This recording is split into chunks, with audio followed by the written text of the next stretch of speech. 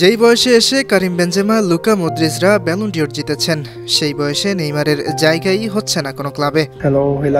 কিছুদিন আগে Al Hilal coach Jorge Jesus বলেছিলেন, সৌদি প্রো লিগ এখন বিশ্বের অন্যতম সেরা। আমরা যে মানের খেলায় অভ্যস্ত, নেইমার এখন আর সে পর্যায়ে খেলতে পারে না, যার কারণে নেইমারকে সৌদি প্রো লিগে নিবন্ধন করেনি ক্লাবটি। এবার খবর এলো, আল হিলাল চুক্তি বাতিল করেছে 32 বছর বয়সী এই ব্রাজিলিয়ান তারকার সঙ্গে।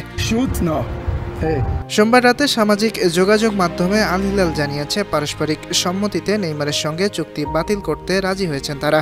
অর্থাৎ ইউরোপ ছেড়ে নেইমারের এশিয়া গল্পের অধ্যায় এখানেই শেষ।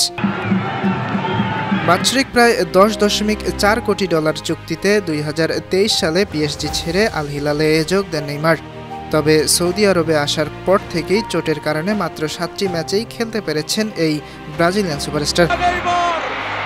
নেইমার এখন কোন ক্লাবে খেলবেন তা আনুষ্ঠানিকভাবে জানা যায়নি, তবে শৈশবের ক্লাব সান্তোসেই ফিরতে যাচ্ছেন।